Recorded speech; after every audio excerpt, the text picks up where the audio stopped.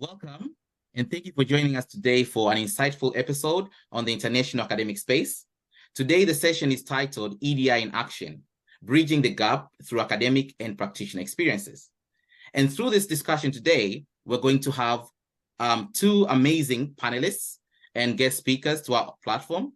So we'll have Dr. Yao Yao, the EDI lead from the University of Birmingham Business School, and Öykü Api, the Head of HR, Diversity, Equality, and Inclusion at MetLife Gulf, who will provide us some valuable insights with regards to their experience on the areas of EDI. So to start off today, one of the things that I wanted to talk about is why are we talking about EDI now? So, well, it is all around us. One of the things that has become very prominent is globalization, where people from different parts of the world with different cultural backgrounds are coming together, whether it's through university settings, whether it's in organizations, in all different settings, we are finding that there's a diverse group of people coming together and forming their own community. Now, that being said, it means that we are having these differences, which in one way or the other may lead to some kind of inequalities, some kind of exclusions, and so on and so forth. And because of that, equality, diversity, and inclusion has become a key part in organizations and in many other aspects of life.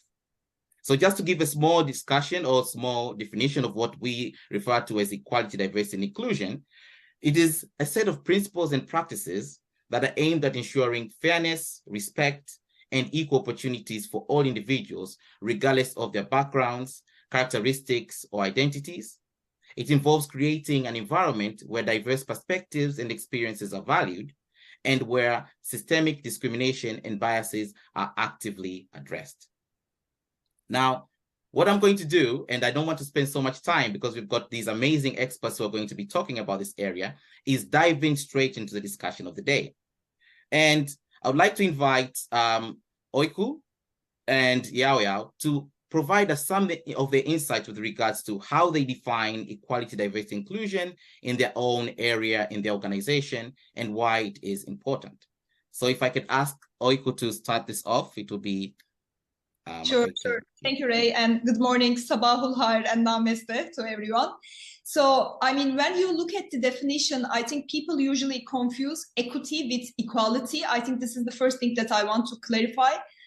The example I really like to use is equality means giving everyone a shoe. Equity means giving everyone a shoe that fits. Because naturally we have like different needs, different circumstances, and different situations. So it's important to find the right solution that people need. So this is how we can, I think, define and it's stick in the mind. And diversity is a more natural outcome because we have all different backgrounds, nationalities, perspectives, etc., etc. So it comes very naturally. Whereas inclusion is a human responsibility in my view, because it's about creating an environment where all individuals are welcomed, respected, valued, equally heard, and equally included in the decision-making processes. So those three are really working hand in hand. Brilliant. That's really good. That's really good. And Yao? Thank you very much, Ray. Thank you, Öykü, for the definition, and which I totally agree, and this resonates with me very much. I just want to provide it a bit of a personal kind of interpretation in that area. So for me, EDI means like everyone in the organization, in the institution has its space to develop. And also they have a space to feel comfortable, to communicate, have the trust, have the support. It could mean in our university and business school, it should mean for both staff member and the students. So all students should be able to find the support they need, and also every staff member should be able to find the space for them to grow. And which is unfortunately not always the case, because as you pointed out, the diversity is kind of the natural for all the institutions in such global setting, and people have very different needs and also have different understanding of what they need and how they communicate. So time to time, it's really hard to for many people, I would say, to feel like they have the support, or they feel comfortable to talk to senior people, or for students to talk to academics or talk to each other. So that's really something I wanted to tackle myself as EDI lead at business school. Yeah, so basically, yes, that's a bit of my personal perspective in that area. And certainly there are always lots of work to do. There's a long way to go. Yeah, and we are hoping to make sensible improvement and changes all the time. Thank you. Again, so just basing with Öykü and Yao again on your experience and the organizations. Why do we need, or why is it important to have, equality, diversity, and inclusion embedded within organizations? Let me go first. I think in my experience, it's important because, look, we are living a very fast-paced environment. The change is very rapid, and we don't have the luxury of, disregarding anyone's contribution. We need everybody fully onboarded to the process. That's why it's important to have equal representation from different backgrounds, different nationalities, different anything, basically. And also what I started to observe, it didn't start here yet, but what I started to observe, because my company is a US-based company, and you need to commit as a company in your reports, etc. What's your progress towards diversity? And it impacts the worth of or value of your company.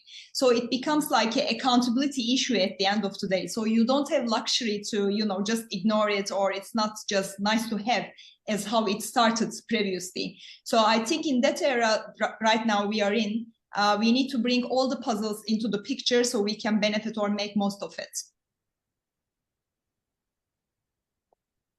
Should I just jump in? Yes. Thank you, Yes. And Ray. So for me, why EDI is important is because people is always at the heart of all institution and organization, and that is the value. That is always almost the only value we have for any institution to grow, to develop. And also another thing, I totally agree with what Öykü just said, but I just wanted to add another point is, like, we have already observed the consequences because of the lack of EDI. For example, in the UK, we only have for all academia together, all these universities, research institutions all together, we only have about 20 Black female professors in the whole country. If you compare to white female professor or white male professor, the number is very, very small. And that is basically the evidence of how EDI is not considered or is not committed in many areas, in many places. And also another thing that we have observed, basically in the UK, is the avoiding gap. So we can see that many students, they don't get, especially BEM students, they don't get the support they need. They don't get the resources they want, or they feel isolated. Or they feel stuck, basically, for their study. And the avoiding gap has become more and more prominent in recent years, especially in business schools. So it's important because we want to support people, and also on the other hand, we already see people stuck. People really struggle because they are not having the support they need, or they are not in the inclusive environment they should be. Thank you, Yao. That's very fascinating, and to hear the statistic with regards to how many female Black professors in the UK, it is quite astonishing that it's that low. That is an astonishing fact. But then again, moving to now the academic side and to the student side, where you've touched about this with the attainment gap and all these other elements. And you have spoken specifically out in terms of the UK environment, but then we have the UK environment, we have Dubai and all other parts as well, all over the world. And I would like now to move to Mona and Vic, who teach in Dubai and offer a lot of different perspectives to students. How do they view elements of EDI? How does it affect the nature of teaching in the classroom? If I could move on to Mona and then Vic. Yeah, thanks, Ray, for the question. So from my experience working, in the UK and then moving here to the UAE, I've definitely had to change my style of teaching to suit, the different audience that we have in the classroom.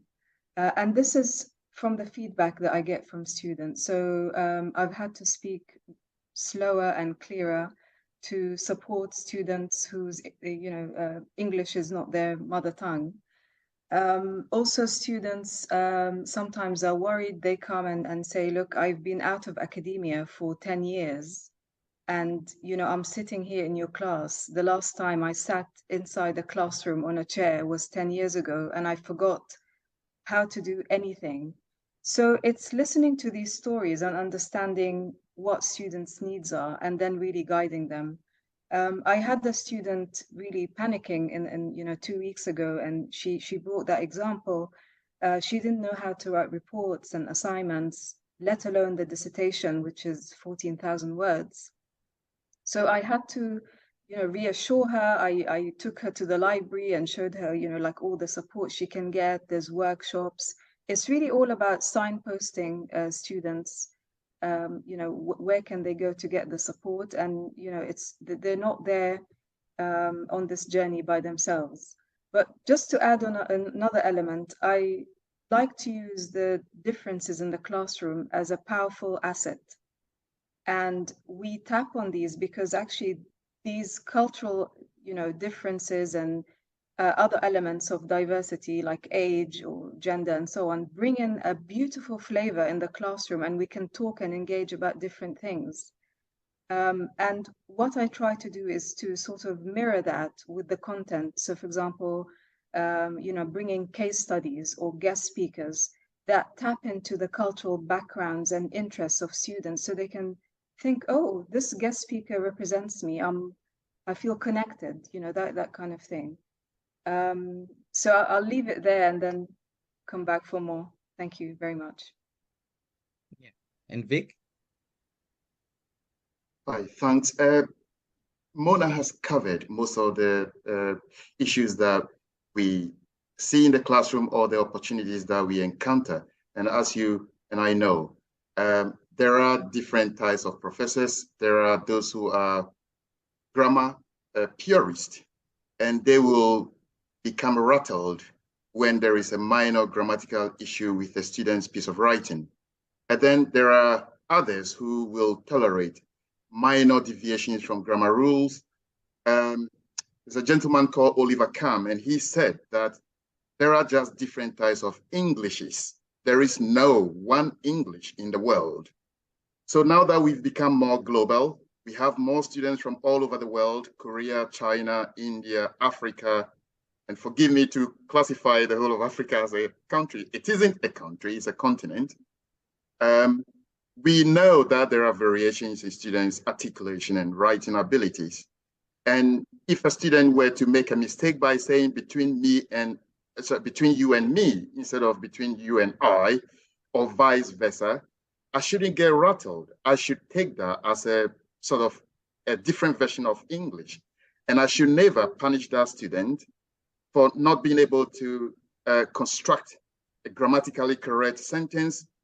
I'm testing English to some extent, but minor issues are not necessarily debasement of the English language. So I have to be more tolerant, and we all should be more tolerant. On that, just to add there, Vic, I used to be extremely frustrated when I see students writing with the American spelling like Z or using O instead of OU.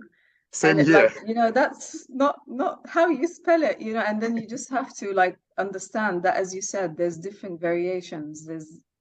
And you just have to get accustomed to that. There's be a little bit more open-minded in that sense. Absolutely. There are many issues with English grammar.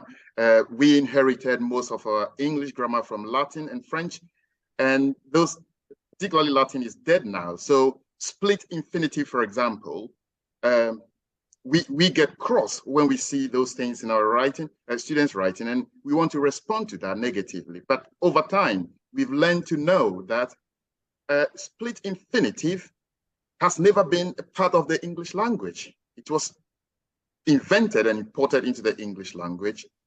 And so to punish a student for that alone, I think is not inclusive enough. And we need to be more inclusive in tolerance as far as students' grammar is concerned. I'm not saying we should tolerate outright rejection of the English grammar rules, but there are thresholds that we can operate within. And this has to be taken into account in terms of culture, where students are coming from.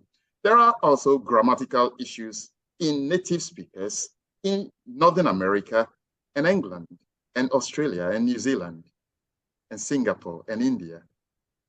On that note, Vic, I mean, just by listening to your discussion, I would have fallen as a victim to one of the students getting punished quite a lot because, I mean, you know my background where I've lived in New Zealand, I've been in Canada, and I've been in the UK, and all of this has actually, in a way, changed the way in which I see language. And sometimes I speak American kind of language.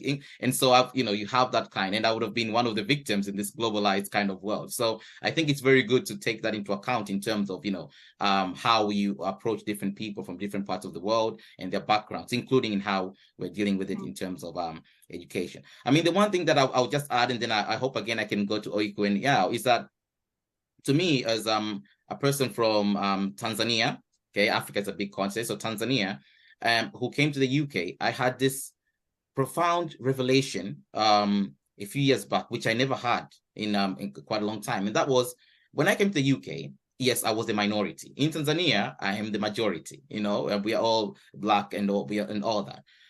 There are a few things that I never thought were that significant, even just the way I appeared. So I remember one day I was delivering a lecture, and this is at the University of Birmingham, Aston Webb, where after delivering the lecture, a Black student who was one of the few in the classroom actually came to me and said, "I'm very happy and I'm very impressed. I'm very proud that you are a lecturer.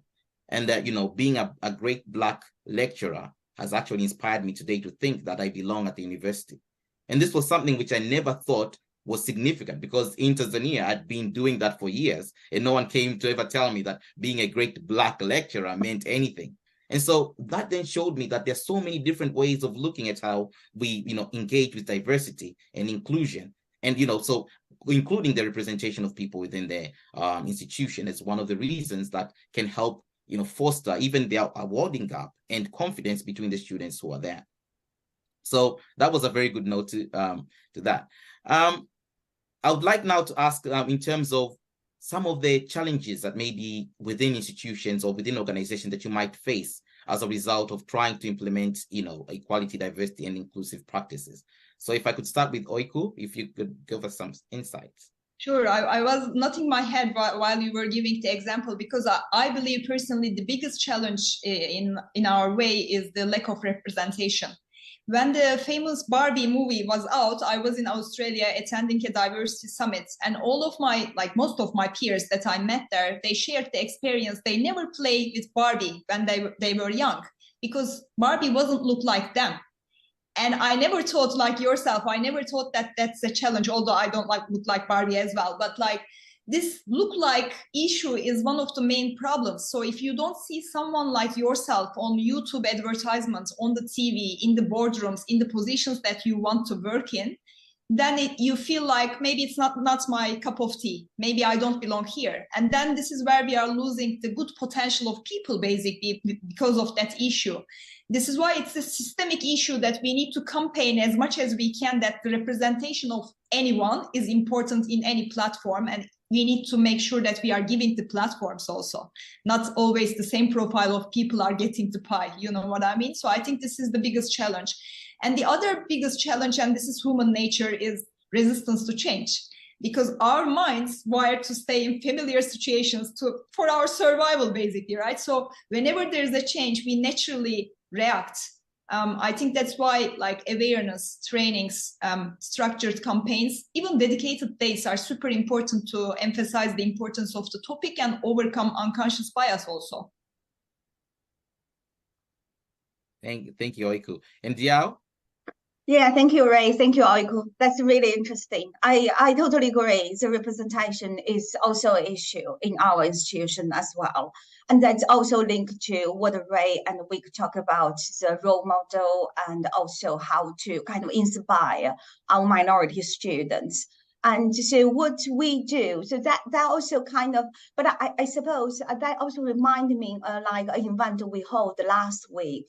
We call it Black Voice event. So that basically as one of the series of events in the Black History Month, this month we do. So we have I suppose we invited panelists to speak to students as a role model, and then hoping that students can feel like they are more relatable to those people.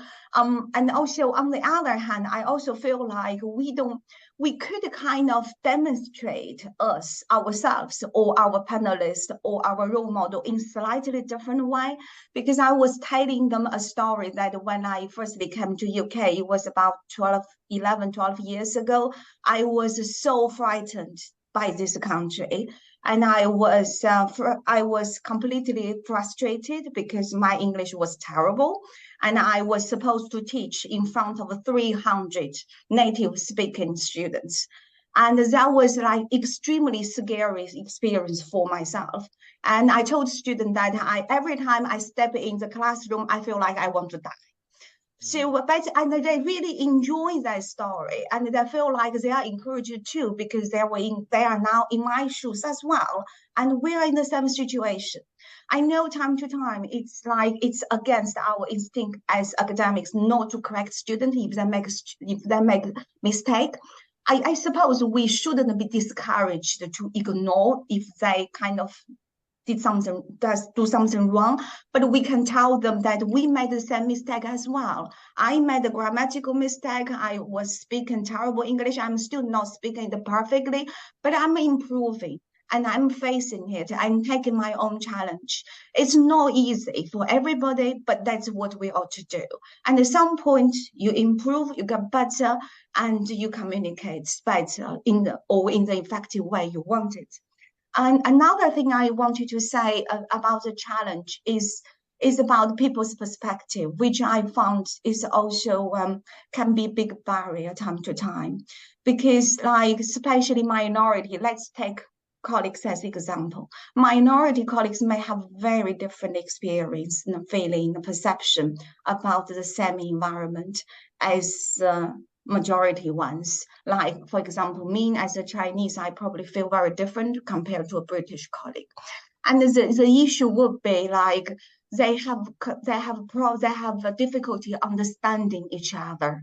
Like, because, for example, like if many of my colleagues may never in the situation I was in, or I never been in the situation they have been in.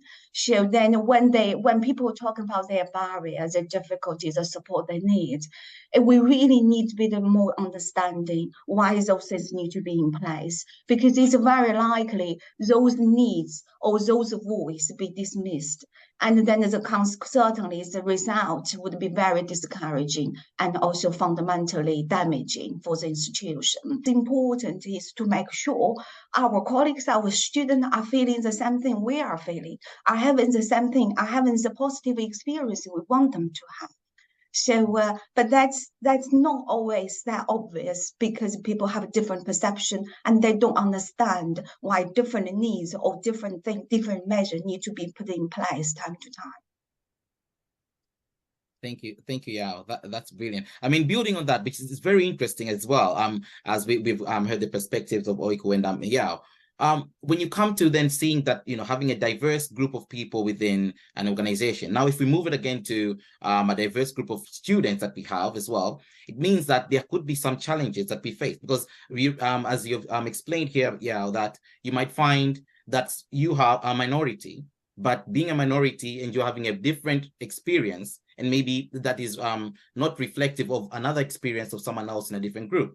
And so I wanted to come to Mona and Vic with regards to the students themselves, because the students are diverse and we are operating in this global atmosphere where even in the Dubai campus, when I come and teach, you find you're having students who are coming from different parts of the world all there at once. So how do you deal with trying to, include equality, diversity, and inclusion, and the challenges that are associated with having a diverse group of people whose challenges are very different to each other? Yeah, thanks, Ray, for the question. I think, well, I believe actually, number one for me really is never make any assumptions. That's very, very important. I was reading a guideline by the International Labour Organization that looks at how to include people with disability in training and development, just to get some ideas for the classroom. And there were like questions. Should I look at, should I have eye contact with someone who has visual impairment? Because you assume, oh, they cannot see, so why should I look at them? And the answer was yes, you have to still look at them because they can sense. The same with someone with hearing disability. You might think they can't hear me, so I'll just, you know, talk louder. Actually, that's very wrong. They, you know, you shouldn't speak louder because they don't hear, they have hearing disability. So it's like having these assumptions. We make these assumptions, and then we think, oh, that person is this, so I'm going to behave that way. Or let's say if a student has a hearing disability and you say to them, oh, you come and sit at the front. Well, maybe they don't want to sit at the front. They don't feel comfortable. So not to have these, I want to just, you know, stress on that. Don't have these assumptions that you think you know, and that's how it is. Always ask people what they prefer, what they're comfortable with. So, you know, that's like going just above and beyond the cultural aspect, looking at disability. And like in terms of different learning needs, I always like to have this VARC test that looks at, you know, it helps me to understand, you know, the learning preferences of students. I don't know if you're familiar with it. It's V for visual, A is audio, R is for reading, and K is kinesthetic. So students do, like, it's a multiple choice, they do it online. And I get to see, okay, if I have a lot of visual learners, they prefer maybe pictures, images, documentaries, like that. If students like reading, then I can incorporate more reading, which usually is not the case, by the way. They don't really like to read a lot. I had only 2 who like to read in my class. So I can kind of tailor, like if I give them more, you know, if they want, I can recommend more reading for them. And then for like more practical implications, this is the kinesthetic. We try at the moment, we're Vic and I, because we're in the same domain, to have this practical application where we collaborate with companies. We had students say, oh, how can I apply all this theory? You know, like, okay, I know it, I memorize it, then what do I do with it? So we thought of an idea where we get companies, we understand some of their challenges or things that they're working on, and they give a brief to our students, and students can actually give recommendations and apply what they learned in class. In fact, this Saturday, the company is coming to hear from students. It's not assessed. They don't get a grade for that. But I can tell you they're working so hard on this because they know they're going to be presenting to a CEO who's coming. And it's like they get to really feel that. So this is like, you know, just to recap, really like looking at your learners, what their preferred learning styles are, and to have different learning methods to suit them. And then, of course, what I mentioned about disability and all that. So that's my take on it, Ray. Thank you, Mona. Vic? Yeah, I agree with Mona. I think it's all about balance, isn't it? We are working in academic, and in the academia, the idea is to instill knowledge and to ensure that students learn something from us. Then we have to, at the same time, deal with EDI issues, which then means that we have to find a very common ground to do this. In my experience, having taught in London, Vietnam, Mauritius, UAE, I see a huge variation in student cohorts. The fact that you are teaching in the UK, or you feel that the UK system is more about UK students, is wrong. You will find in many universities in the UK that despite the fact that they are UK institutions, majority of cohorts could likely be from East Asia. So then the indigenous Caucasian population or British population becomes a minority. So we then have to find a balance, because that minority within that cohort may not necessarily want to interact with the larger group, which then presents some issues. So then the reason why majority of the people from Southeast Asia are coming to the UK is to benefit from the English-speaking environment is probably diminished to some extent. So we need to find a balance, bringing those who are now in the minority, i.e. the British students, also to be able to learn culturally from the students who are coming from Southeast Asia. So to me, it's a fine balance that we always have to find. The curriculum is defined, the policy, the educational policy, which takes into account EDI, is where we have to adjust our delivery, our assessment, and have done this in Hanoi, where majority of the students, 99.9% of the students were Vietnamese. We did have exchange students coming from Europe, but they were just a handful, few of them. And they were very quiet. And I had to sort of connect with them, tell them stories from UK, but then they will find that, okay, someone else is talking about UK. Let me get involved. So I see the opposite of what we're talking about here. And sometimes the minority can also be the typical British or German or American in that sense. The other thing I would like to talk about is the extent to which we create a culturally responsive pedagogy. So it's happening. There are people who call it decolonization of the curriculum. And that's to take into account what Mona talked about earlier on, bringing case studies that are relevant and appropriate to the student cohort. And without doing that, if we assume, something Mona has already mentioned, we should never make assumptions about anyone, because without knowing them, without asking questions, without relating with them, you will be wrong 99% of the time. Most of the time, people will look at me and might assume that I'm very talkative, but I'm quite the opposite. And I know this because I have done self-reflection. I am actually a very shy person. On that note, I'll pass on to Ray. Thank you, Vic. Very interesting to hear that perspective as well. The one thing that I think has come out, which is very important, is never make assumptions. I really like that idea of never make assumptions. And I mean, I had the opportunity to work with Randstad in the UK, which among other things does offer some support to students who are having disabilities, which can be visual disabilities, or I mean physical, and some can be the ones that are, you cannot really see what the issue is.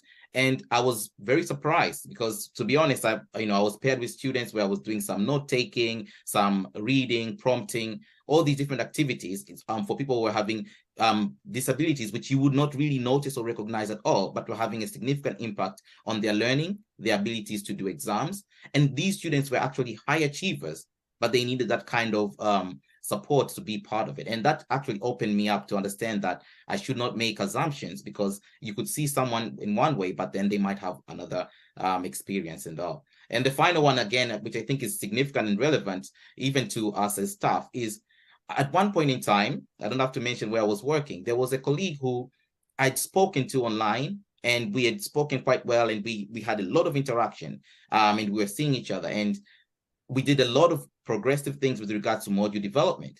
But then a year later, I saw the colleague and I know who they were, and we were, but then the colleague never said hi to me, and I made an assumption that this person really didn't even, they saw me and they just never said hi. They only later, but after that assumption, which really haunts me in a way, I only later found out that she, the colleague got, visual impairment, and they actually couldn't see who I was. And so, that I came to realization a year later, and all the feelings I had about this person not being this, why were they not being genuine and all that, was actually for my own biases and, again, assumptions, which I thought I didn't have. And so I think it's very important, as you've stated this out, don't make assumptions and try to learn from others, and continuously trying to build on understanding the differences that are there to be able to actually have a more inclusive environment. Ray, sorry to jump in here. Whilst you're talking about biases, it just dawned on me the number of times people have mistaken me to be a Nigerian. And we know this from psychology, proximity effect, or similar to me effect, or whatever they want to call it.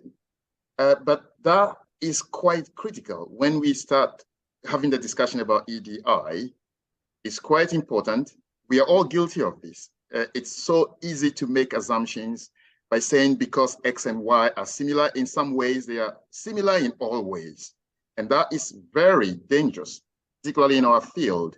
I have been mistaken for colleagues who are also of the same race as me. And an incident happened in Stafford. I'm just going to chip in this quickly. I went to Stafford to look for school for my daughter. Stafford is very close to Birmingham. And when I walked through the door, it was after school. So as soon as I walked through the door, a lady came to me and said, "Oh, you're here for your son." She actually mentioned the name. And I can't remember the name, but she mentioned the name that, "Oh, you're here for," and then she tried to pass the kid to me. I was thinking, assuming this was a kidnapping instance, this would be quite disastrous. I don't blame this lady at all. It's a human phenomenon to be making assumptions about who you are dealing with. So that was a big lesson for me. And I told her, no, I'm just coming here for the first time to seek admission. And she said, "Oh, sorry, I thought you were the dad of XYZ. So that happens a lot. And maybe it's something for us to be a little bit more cautious, as Mona has said. Thank you. Thank you. Are you sure you're very quiet, Vic? Oh, yeah. You have a lot to share. I'm very shy. Thank you, Vic. That's very, very insightful. Yes, I mean, moving on to some success stories then with regards to EDI then. I would like to, call on Öykü and Yao again to, if you could provide maybe some examples of where you think that there's some successes with regards to any EDI initiatives or some practices that you think are worth mentioning. So Öykü, we could start with you.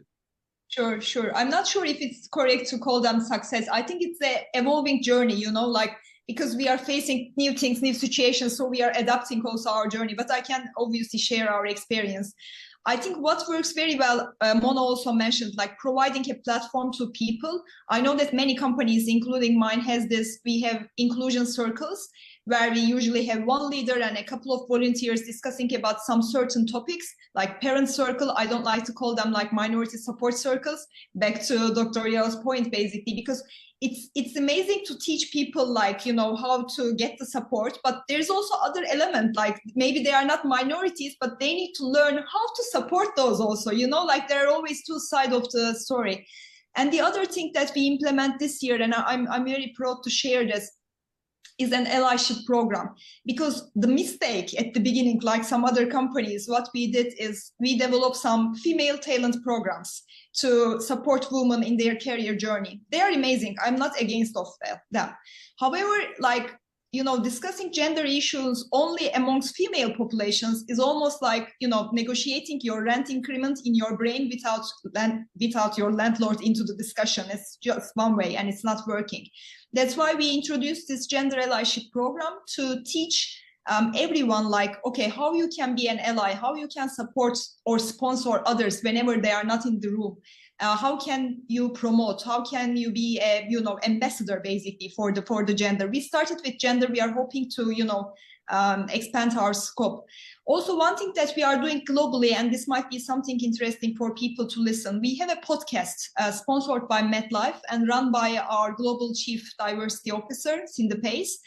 And the name of the podcast is Inclusion Begins With Me. It's on Spotify and Apple. They can, if they want to listen, there are different episodes, which is quite interesting. And back to Vic's point, basically, we are also celebrating every cultural day in the organization. Even we are giving one cultural heritage day as a day off. If somebody wants to celebrate Halloween with their families, for example, they are okay to apply for a one-day leave. And we got really positive reaction about this one.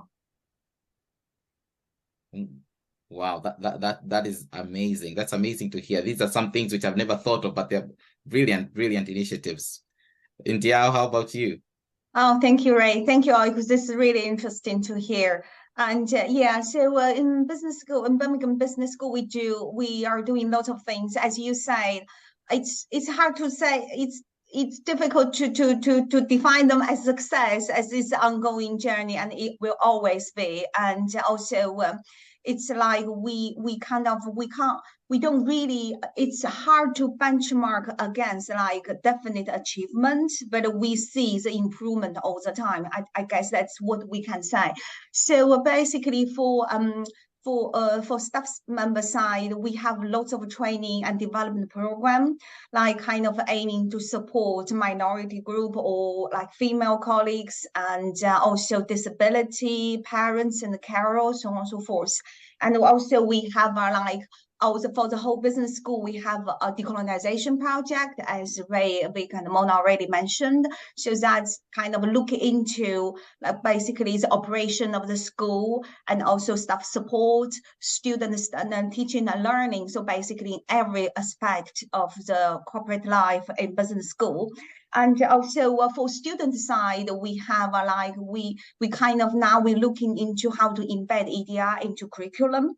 So and also certainly to make the learning material and the resources more accessible, and also certainly to highlight. And it's also important that it's related to employability, student employability as well, because imagine when they graduate, they're going to work in a very likely they're going to work in a diversified and international organization. So they need to have the skill and understanding themselves to prepare themselves for those challenges. So and also we also have a lot of student-led activity, as you say, like a culture celebration and events, so on and so forth.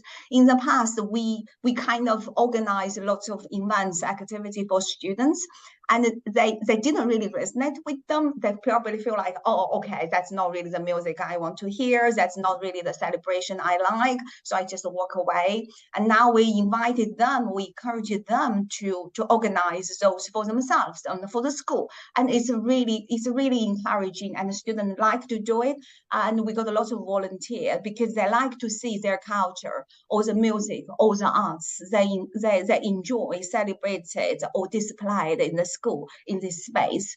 And also and then the final thing I think I really wanted to do, but I'm not entirely sure we got lots of success, is to encourage people to step out their corner. And at time to time, I feel like it's like what we mentioned, like people can't really tell if you're from Nigeria or not. I remember a story, one of my colleagues was saying, like, people saying her name wrong. So she kind of was educating me what was the wrong version and what was the correct version. And honestly speaking, I really couldn't tell. She said like 10 times, and for me, that sounds exactly the same. But if she didn't tell me, this is important. This is important for her. This is important for her culture. I would always take the wrong version. So when after several repetition, I understood the difference. And but it's important lesson for me, because if colleagues or students, they don't tell us, they don't tell the school or the university what is important for them. And also like whatever the senior management team or the policymakers, they don't know what they don't know. It's like my experience. I didn't know the way I saying her name was wrong. If I didn't know it was wrong, if I don't know what I don't know, I couldn't ask. So I thought I was correct. So that's the thing. I'm hoping, that's something I'm really hoping in future we can see the improvement, to have more encouragement for colleagues or students to step out, and to have a more proactive communication to the rest of the school, to the rest of the community. That's the difficult bit, because for now, as Mona, Vic, and Ray correctly point out, we shouldn't make assumption. But if we don't have knowledge, we have to make assumption. So we need people to tell us what they need, what's the right understanding. Then we can go forward without the wrong assumption we had in the past. Thank you, Yao. Another interesting insight as well. And I mean, just to build on that, I think one of the things which, we don't know what we don't know is a very important part, because one of the things that actually occurred within my sessions as a lecturer is there were things that I used to do that I thought were right, all the way right. only after a few years to realize that they were completely wrong for some of the, the students. And the only thing that I, made it more apparent to me was because I then, as I continued becoming more confident with what I was doing, I started opening up the doors for others as well. Like, so my role was others can tell me, and you can come and tell me, for example, if I've said something wrong, or if I've not, explained something in a way that is, if it's offensive to you, then it's better you come and, we can discuss it, and I will be able to listen, willing to listen, and try to do it better. And I remember there was an example that I used to use because I use a lot of video clips within the class sessions. And people used to laugh quite a lot. And these examples where for me, it was just a movie, and it was like, just a way of getting engagement. And there were a lot of students who were laughing, but there were others who I never noticed were not really laughing. And at one point in time, they came to me, after a while, I said, this is actually offensive to our culture, to our society, and to what things are happening. And so we then become embarrassed. While others are laughing, we feel that they're laughing at us. And so that really made it, something very apparent to understand that, okay, maybe I need some things that I do, I might not know about it, but it's important to offer the platform for people to come and tell me, and then to take it as a positive, that it's going to enhance and improve my practice. Tell me, if you think that this is wrong, you can tell me. It will have no implications, because unfortunately, for other people and from other societies, they really have this authority kind of relationship between a lecturer, for instance, and students, to which they're afraid of becoming open, as it might be a consequence to their performance, or maybe, the lecturer might take it wrong, and issues like that. But I agree, I think that we need some kind of, ability to have that policy, or that door open for people to come and tell us, so that we know what we don't know, to improve what we need to be doing.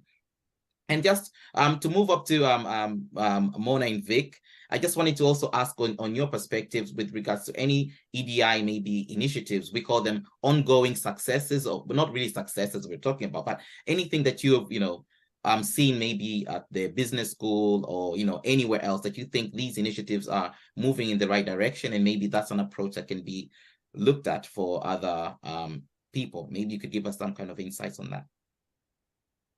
Yeah, thanks, Ray. I mean, I can talk from my own experience in the classroom. One thing that really fascinates me always is when students come in, they tend to sit in groups of nationalities.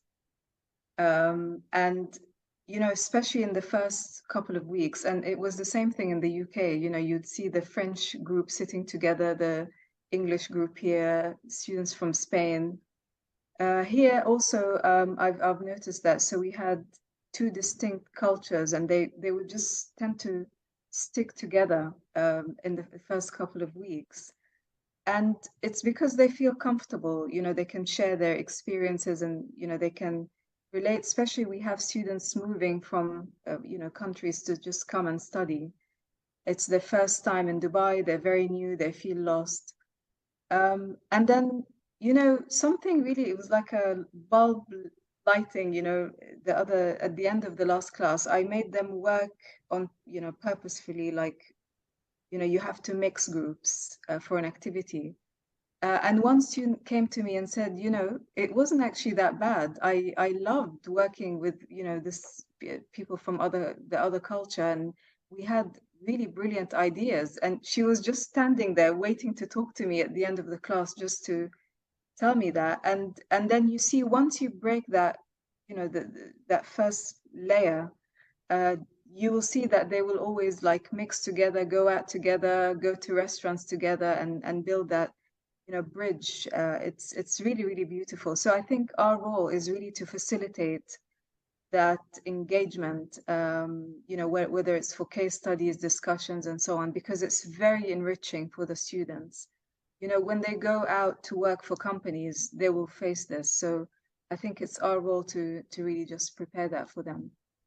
And then I know we're wrapping up now, but I think our own experiences, Ray, also shapes our teaching style, right? So I tend to sometimes, if I know there's maybe new moms in the class who are struggling, we had a few last year, you tend to, you understand what they're going through, because, I've gone through that as well. And you try to be in their shoes and try to support them as well, because, every person has their own different challenges. And I know, like, as a new mom or a parent or a new father in that sense, there are like added layers of challenges. And so it's all about, as I said in the beginning, understanding your students' needs and, you know, just really tailoring your teaching style to support them as well. Thank you, Mona. So in my several years of experience in the academia, I've seen a lot of progress in the global north in particular, not so much in the global south.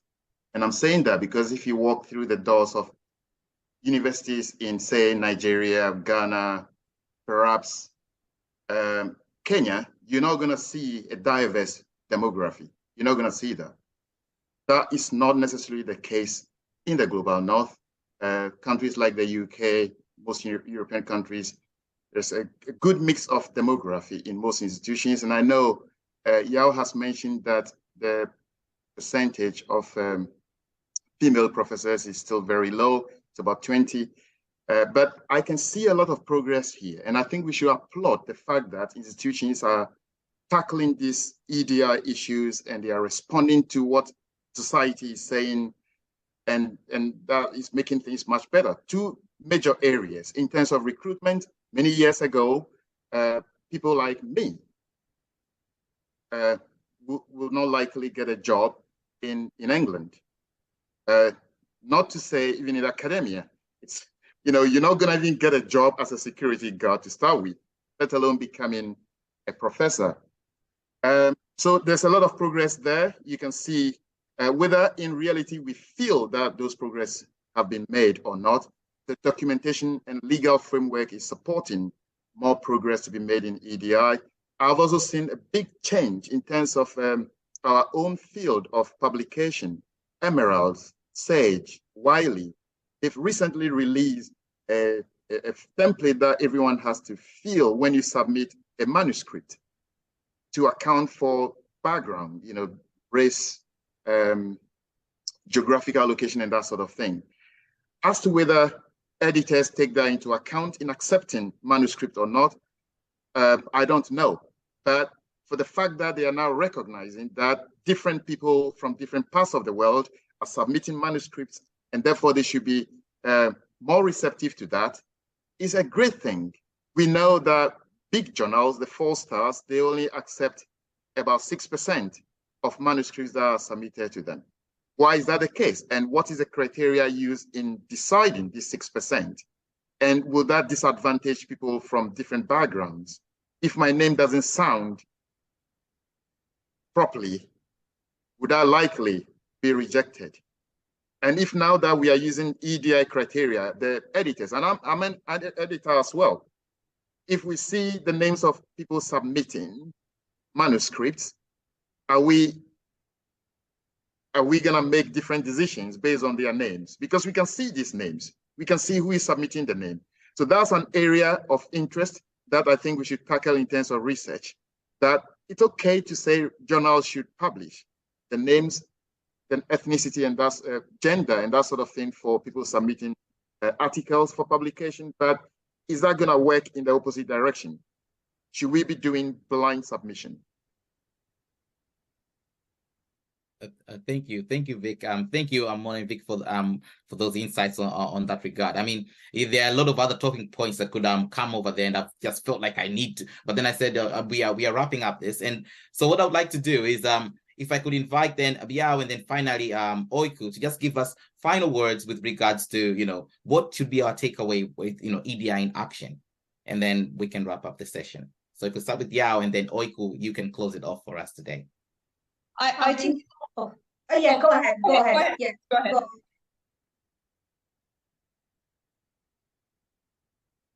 Okay. Should I jump in? Okay. Sorry. Yeah. Thank you, Ray, and thank you all for this session. So for me, I think what I really want to see in future is to have a trust, or everyone has a trust in the institution, including students, staff member, colleagues, everybody.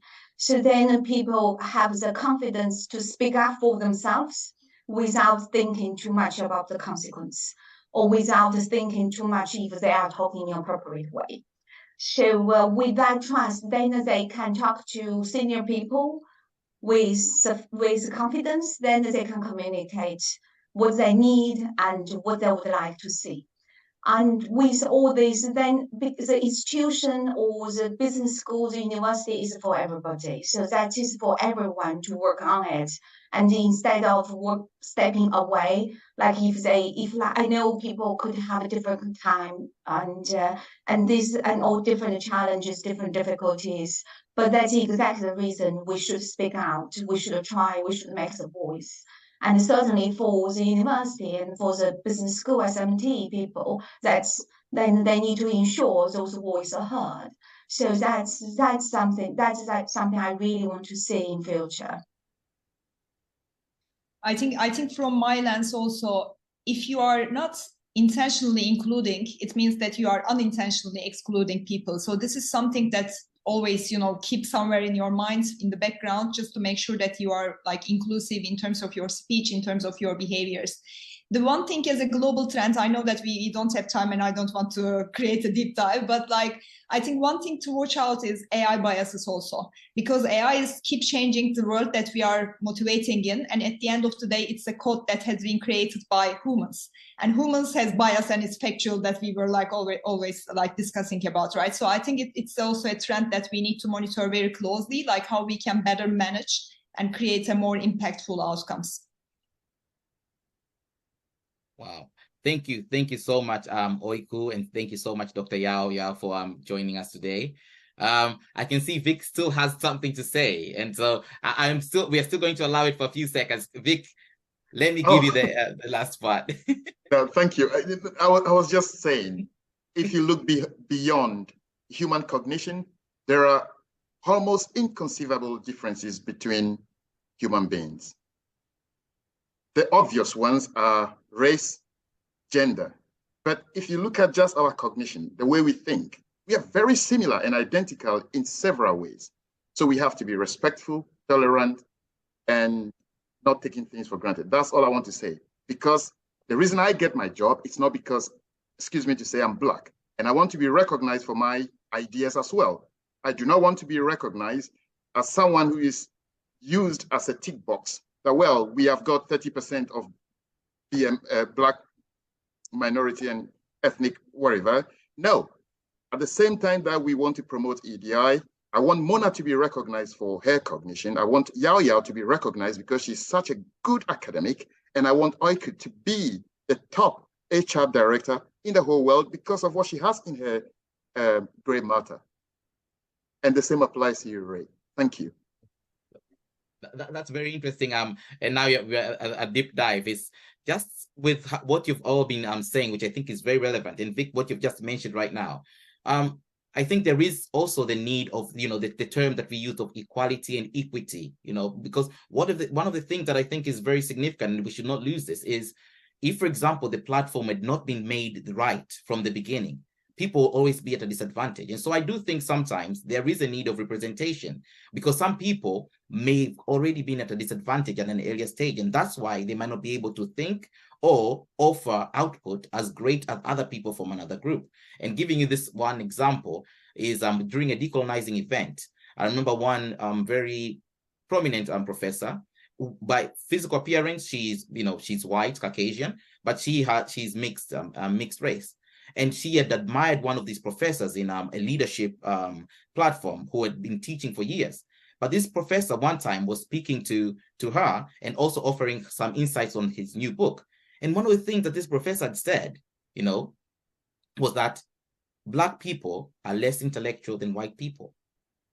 And this is a professor that she admired for years and said that, and that is why, even if you look at things, in terms of publications, in terms of things, you shouldn't really consider Black people's work because they are not as intellectual as, white people. And so that's what I'm trying to say. That then defeats the purpose or reduces the platform of equality. And I just want to point that out there because that is something which if we gloss over, then we, some people might say, oh, we don't need a Black person to be in an area. We do need a Black person. We do need a woman. We do need people from different countries all over the world so that they see that the potential is there, even though maybe at one point in time, the opportunities were not there to enable them to reach to where they are.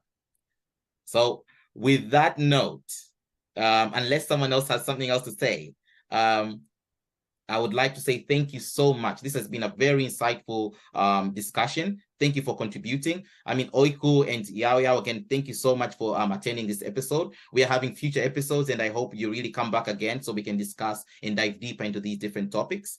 And of course, my key collaborators, who this could not have happened without them, Mona and Vic, thank you again. And we'll see you in the next episode. Thank you so much.